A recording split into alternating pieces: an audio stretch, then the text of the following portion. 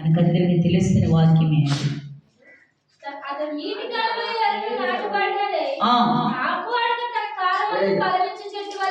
హల్లెలూయా. ఆకు వాడక తన కాలమందు ఫలమిచ్చే చెట్టు వలె ఉందురు. హల్లెలూయా. ఎందుకు ఫలమిచ్చే చెట్టు వలె ఉందురు అని ఇక్కడ వాక్యం చదివిస్తుందంటే, నీటి కాలువ పక్కన ఆ మొక్క ఉంది. హల్లెలూయా. నీటి కాలువ పక్కన ఆ మొక్క ఉంది. అందుకనే అది నిత్యము ఫలమిచ్చే చెట్టు వలె, ఆకు ఏమాత్రం వాడిపోదంట.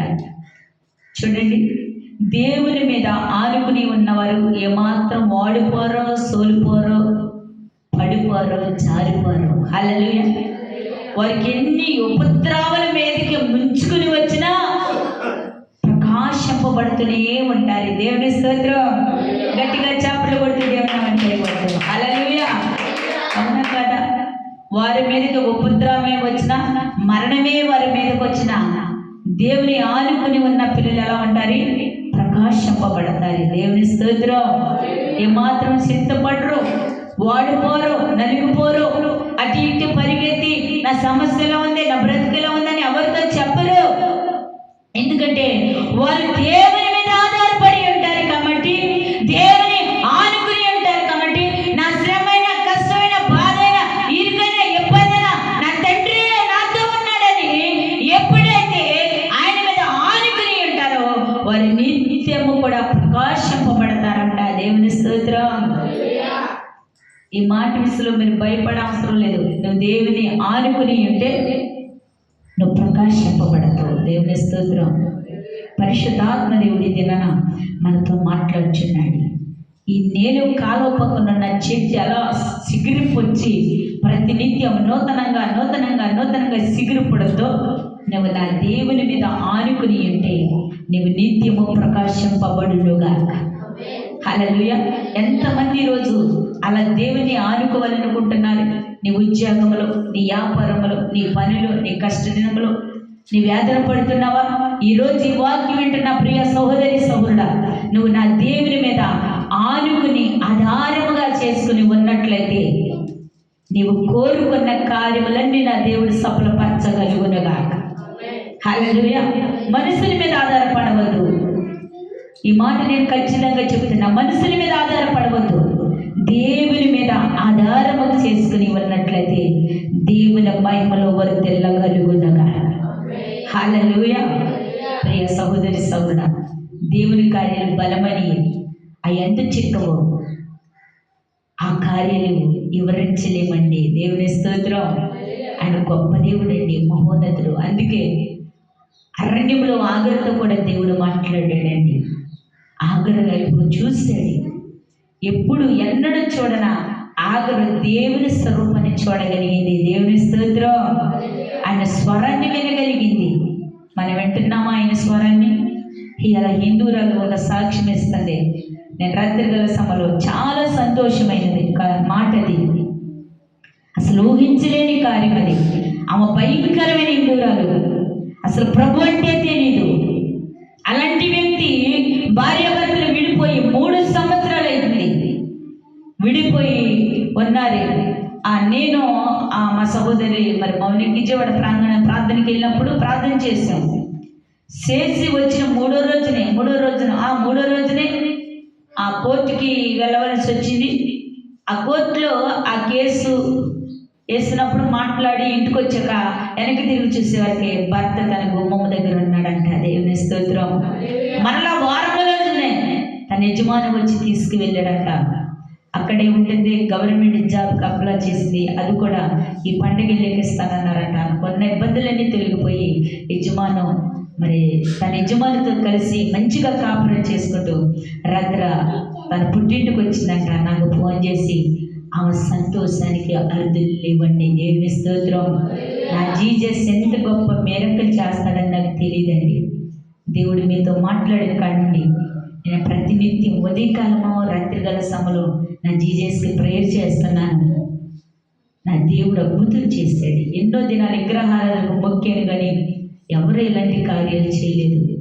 నేను నమ్ముతున్నా. ఇంకా మా అమ్మోళ్ళు ఇరుముళ్ళు అయ్యండి, వాళ్ళు కూడా మారు మనసులోకి రావాలి. నేను ఇంకా రహస్యమైన ప్రార్థన చేస్తున్నాను. దేవుని స్తోత్రం. ఎంత గొప్ప సాక్ష్యం అండి ఇది.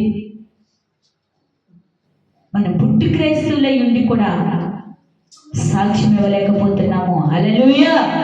పుట్టి క్రైస్తవులై ఉండి కూడా దేవుని వైపు చూడలేకపోతున్నాం. అందుకని మరొకసారి మాట చదివాన్ని ముగించేస్తున్నాను. అరవద్దు, ఇటు చూడాలి. ఎవరు కూడా అందరూ నా వైపు చూడండి, నేను అందరి వైపు చూస్తున్నాను. హల్లెలూయా. చదువునాను వాక్యాన్ని.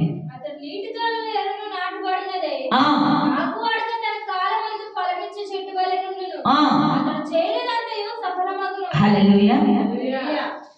ఎప్పుడైతే ఆయన మీద ఆనుకుని ఉంటాడో అతడి చెయ్యిందంతా ఏమైందంట? సఫలపరచబడిందంట. నష్టపోడు, సఫలపరచగలుగుతావు. నీవు ఆయన మీద ఆనుకుని ఉన్నప్పుడు, ఆయన మీద అద్దుకుని ఉన్నప్పుడు. వాక్యం వింటానికి ఇష్టపడరు, దేవుని పాటలు పాడటానికి ఇష్టపడరు, ప్రార్థన చేస్తానికి ఇష్టపడరు. ఆ సెల్ ఫోన్లో ఎక్కడ లేని చెత్త, దుమ్ము, దుకారం అన్నీ కూడా చూడటానికి ఇష్టపడతాము. హల్లెలూయా. వాక్యం వినాలంటే చెవులు ఓ దురద, మంట, నిప్పులు. పాట పాడాలంటే స్వరం రాదు, గొంతు నిప్పు. హల్లెలూయా. హల్లెలూయా. కొంచెంసేపు కూర్చుని యేసయ్యతో ప్రార్థన చేయాలంటే కళ్ళు మంటలు, కళ్ళు పోట్లు, కళ్ళ నీళ్లు కారితే అన్నం పొడైపోద్ది. హల్లెలూయా. అదే సెల్ ఫోన్లో లాగి కొద్దిగా వచ్చి ఆ చెత్త ఎంత బాగా ఆస్వాదిస్తాము. రేపటి దినాన్ని అది కాదు, నేను పరలోకానికి తీసుకువెళ్ళవలసింది. దేవుని వాక్యము ఆకాశానికి ఎత్తబడునుగాక. హల్లెలూయా. ఒక దైవజనుడు వాక్యం చెప్తూనే ఆ మందిరం అంతా కూడా ప్రజలతో నింపబడి ఉన్నారంట. దైవజనుడు వాక్యం చెప్తూ అటు ఇటు గంటలు వేస్తూ వాక్యం చెప్తున్నాడట. దేవుని మహిమ ఆకాశం నుండి దిగి అనేకమైన వారిని ఎత్తుకు వెళ్ళిపోయిందంట. 4-3 మిగిలేరంట అక్కడ. ఓ ఎత్తుకుంటున్నారంట. ఎడవబడిన వారు, ఎత్తబడేవారు. దేవుని స్తోత్రం. వారు ఆకాశానికి ఎత్తబడిపోయారు. కొందరు దేవుని మాట విననన్న వారు, దేవుని మాటని శ్రద్ధగా వినుకోకనమన్నవారు, ఈ లోకసరంగా నడిచేవారిని అందరూ ఈ లోకంలో ఇడిసిపెట్టి ఆయన మాటని శ్రద్ధగా ఎవరైతే వింటున్నారో అటువంటి వారిని అందరినీ యేసయ్య ఆకాశానికి ఎత్తుకెళ్ళాడంట. దేవుని స్తోత్రం. పరలోకంలో ఉన్న యేసు భూలోకమంతటికి వెలుగునివయ్యా. మధ్యాకాశములో ఇందులో నిన్ను ఎన్నుకోవాలి. మధ్యాకాశములో ఇందు జరగాలి, ఇందులో నిన్ను ఎన్నుకోవాలి. మధ్యాకాశములో ఇందు జరగాలి, ఇందులో నిన్ను వెన్నుకోవాలి. పరలోకంలో ఉన్న యేసు భూలోకమంతటికి వెలుగునివయ్యా. దేవుని స్తోత్రం. మన చనిపోతంగానే డైరెక్టర్గా ప్రభు దగ్గరికి వెళ్ళమంట. మధ్యలో ఒక తీర్పు ఉంటుందంట మధ్యాకాశంలో. అక్కడ ఉంచాక అక్కడ తీర్పు అయిన తర్వాత ఆకాశంకి, పరలోకానికి ఎవరు ఎత్తబడాలో, పాతాళంలోనికి ఎవరు త్రోయబడాలో అక్కడ తీర్పు తీర్చిన తర్వాత దేవుడు 2 భాగాలుగా విభజించబడద్దంట. దేవుని స్తోత్రం. హల్లెలూయా. ఈ రోజు నుండి తీర్మానం చేసుకో. నీవు ఆ మధ్యాకాశంలోకి వెళ్ళినప్పుడు ఆ తీర్పు దినన ఆకాశమా పాతాళమా, పరలోకమా పాతాళమా తీర్మానం చేసుకోండి. సమయం లేదు మనకి. పరిశుద్ధాత్మ దేవుడు ఇచ్చే ఈ మాటని నువ్వు గమనించు. నిజంగా వాక్యం జ్ఞాపకం చేసుకోండి. మీరు ఒకసారి ఎవరైతే తన అతిక్రమల్ని ఒప్పుకుంటారో కనికరము పొందుతారంట. వాటిని దాచిపెట్టేవాడు శిక్షణ అందుతాడంట. దేవుని స్తోత్రం. ప్రతి నిత్యము కూడా భయపడుతూ ఉండాలంట. భయపడుతూ ఉన్నప్పుడు దేవుని కృప మనం చూడగలుగుతాము.